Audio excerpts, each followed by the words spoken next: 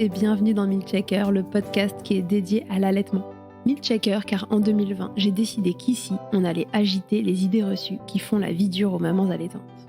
Je commence par me présenter, je suis Charlotte Bergerot-Palisco, je suis ostéopathe de formation. J'accompagne entre autres quotidiennement les mères dans leur allaitement en libérant avec mes petites mains les tensions de leur bébé qui ne téteraient pas tout à fait correctement. Je suis également formatrice en ostéopathie pédiatrique et sur le sujet spécifique des troubles de la succion des nourrissons et podcasteuse à mes heures pas si perdues. Enfin, je suis surtout la maman de 2 enfants, l'un allaité 1 année et l'autre est en train de téter au moment où j'enregistre cette intro. Ici, tu écouteras des témoignages autour de l'allaitement, des vécus tous différents mais essentiels à recueillir pour apprendre de l'expérience des autres, pour se repérer, s'identifier parfois, déculpabiliser aussi mais surtout assurer la transmission nécessaire pour normaliser et même banaliser ce qui devrait l'être, nourrir son bébé, bambin, si on le souhaite, comme on le souhaite, et le temps que la dyade, comme on l'appelle, mère-enfant, le désire. Et ce n'est pas tout, car si l'allaitement était facile, ça se saurait. Le manque de transmission d'informations n'épargnant personne, il me semblait essentiel que ce podcast s'adresse aussi aux professionnels entourant les mères durant cette période. C'est l'intérêt des épisodes experts que vous pourrez écouter régulièrement, que vous soyez parent ou soignant, pour vous orienter face aux difficultés rencontrées. On y traite toutes sortes de problématiques liées de près ou de loin à l'allaitement et plus encore. Un seul objectif ici, informer le plus largement possible. Et pour cela, j'ai besoin de vous. Dès qu'un épisode vous a plu, aidez-moi en le faisant voyager pour qu'il arrive dans chaque oreille qui peut en bénéficier. Via le bouche à oreille, sur les réseaux, ou encore en laissant des étoiles et commentaires sur votre plateforme d'écoute, vous n'imaginez pas à quel point c'est précieux, alors merci d'avance si vous prenez 1 minute pour faire vivre ce projet. Et maintenant, place à l'épisode. La vitamine D. Ces petites gouttes que vous donnez à votre bébé quotidiennement sont la source de nombreuses questions. Souvent suspectées de générer des troubles digestifs à nos merveilles, est-ce bien vrai ? On se demandera d'abord à quoi elle sert cette vitamine D et pourquoi son importance est telle qu'elle fait l'objet d'une prescription médicale. Puis on verra comment s'y prendre si on pense qu'elle nous pose problème et que faire si les doutes se confirment. Les compléments alimentaires, dont les compositions diffèrent, sont-ils équivalents pour le développement de nos bébés ? J'ai demandé à Virginie Ferrandez de ne pas partir trop vite à la fin du dernier épisode sur les RGO et je lui ai posé mes dernières questions. Je vous souhaite une belle écoute. Rebonjour Virginie, re-bienvenue dans Milkshaker. On ne s'est pas quitté en réalité. J'avais envie que Virginie nous parle d'un petit sujet ô combien important parce que très souvent mis en cause et je voulais qu'on fasse le point là-dessus. Le vrai, le faux, qu'est-ce qu'on fait, comment on s'y prend quand on parle de la vitamine D qu'on donne à nos bébés tous les jours, 2 gouttes, 3 gouttes, 5 gouttes, on ne sait pas en fonction de ce qu'on a appris, si c'est un complément alimentaire, si c'est la prescription du pédiatre et les professionnels qui veulent vous faire changer la vitamine D et le pédiatre qui s'agace parce que on change pas la vitamine D d'un bébé, c'est une prescription médicale. Ça, c'est le quotidien.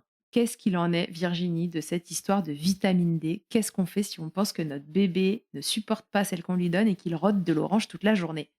C'est un sujet ô combien complexe et touchy. Moi, j'ai un avis bien tranché. Donc, la vitamine D, elle est indispensable. On ne l'arrête pas, par pitié. D'accord ? On ne l'arrête pas, même si vous vivez dans une région ensoleillée, vous ne mettez jamais vos bébés plein soleil pendant 15 minutes. Alors, peut-être rappelons à quoi sert la vitamine D. Ça, c'est important. Oui, tout à fait. Donc, la vitamine D, elle sert à fixer le calcium sur les os. Donc, si nous n'avons pas de vitamine D, nous avons du mal à fixer le calcium sur nos os. Et elles ont commencé à être prescrites pour éviter le rachitisme, qui est vraiment une détérioration de la qualité osseuse. Donc, la vitamine D, elle devrait être donnée jusqu'à l'âge de 18 ans. Donc déjà, si on donne déjà jusqu'à l'âge de 1 an, on est bien. Mais dans les recommandations, c'est jusqu'à 18 ans. Maintenant, cette vitamine D, il y a eu pas mal de changements ces dernières années sur les quantités qui devraient être données. Donc, on est sur les dernières recommandations à hauteur de 400 UI, donc unités internationales par jour. En termes de médicaments, on doit donner donc ce qui équivaut à 2 gouttes, si je ne me trompe pas, de la Zimadé ou de l'Adrigil. Maintenant, on sait que cette problématique de la Zimadé et de l'Adrigil, c'est qu'on a des huiles essentielles d'orange et de citron qui peuvent venir donner des inconforts digestifs, du reflux chez certains bébés. Si on se pose cette question, je vous invite à écouter le podcast qu'on vient de faire sur les causes du reflux. Donc on explore déjà les causes du reflux de notre bébé, et puis si vraiment on se pose la question de cette vitamine D, on fait juste un petit test tout simple, c'est qu'on l'arrête pendant 3 jours. Et puis si à l'arrêt de 3 jours, on voit que ça va mieux, dans ces cas-là, on va revoir son médecin, on dit écoutez, j'ai arrêté la vitamine D pendant 3 jours, je vois que mon bébé n'a plus de reflux, va beaucoup mieux, qu'est-ce que je fais ? Quelles recommandations vous me faites ? Voilà. Et vous voyez avec votre médecin s'il vous oriente vers des compléments alimentaires à base de vitamine D. Donc il faut savoir que la différence entre un médicament et un complément alimentaire, c'est la qualité de dosage du principe actif à l'intérieur. Donc quand on est sur un médicament, c'est hyper contrôlé. Quand on vous dit qu'une goutte, ça contient 200 UI, c'est une goutte contient 200 UI. Dans un complément alimentaire, on ne peut pas totalement vous certifier que dans une goutte, il y a XUI. Parce que le problème des compléments alimentaires, c'est que chacun va avoir sa posologie. Donc chacun va avoir ses propres recommandations. Et donc on est à risque de faire des erreurs.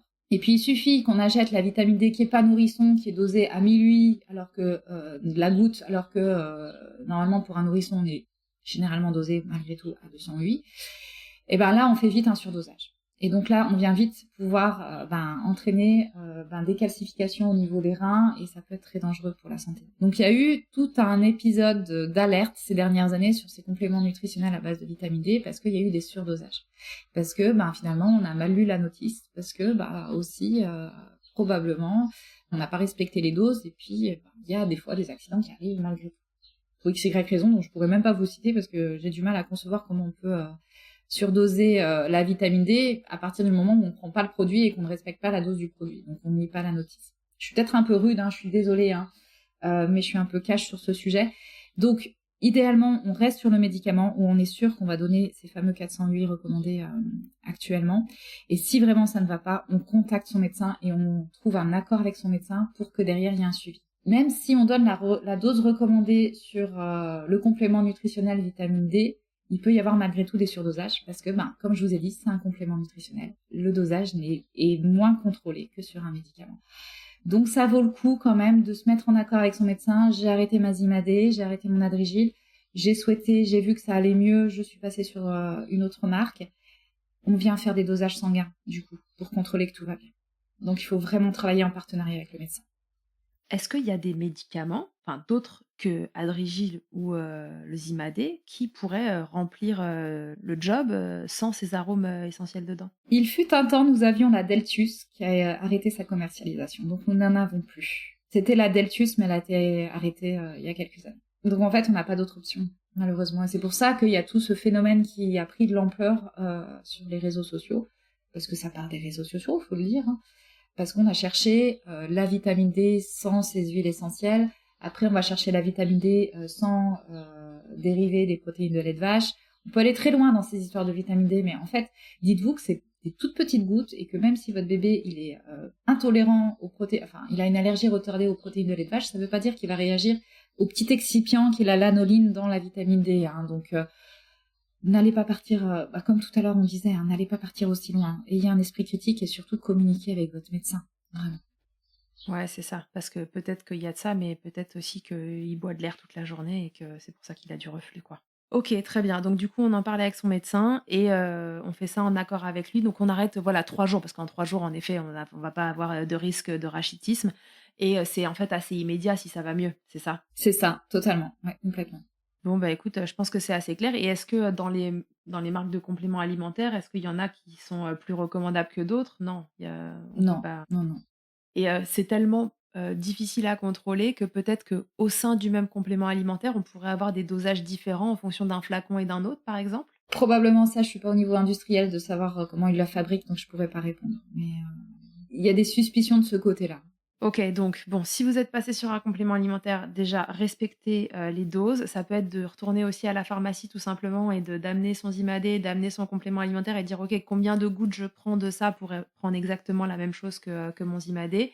Et puis voilà, idéalement en parler au pédiatre parce que le pédiatre est peut-être un peu fermé sur l'histoire de cette vitamine D à juste titre parfois, puisque c'est évidemment chez lui que sont revenues après les histoires de surdosage, voire de pas de dosage du tout, mais qu'il veut quand même le bien de votre bébé et que si vous lui expliquez qu'en 3 jours ça a été beaucoup mieux, certainement qu'en effet avec dosage à la pluie au niveau sanguin et tout ça, il pourra, je pense, entendre que vous avez besoin de passer sur quelque chose de différent. Eh ben écoute, c'est très clair. Donc, si vous aviez un doute sur la vitamine D de votre bébé, maintenant, vous n'en avez plus. Si, je vais aller te demander, est-ce qu'il y a en dehors des troubles digestifs, moi j'ai l'impression que quand ils le supportent pas, tu sais, ils rotent de l'orange ou du citron. Oui, c'est Il y a ça. des signes évocateurs qui peuvent laisser penser que c'est plus la vitamine D qu'autre chose?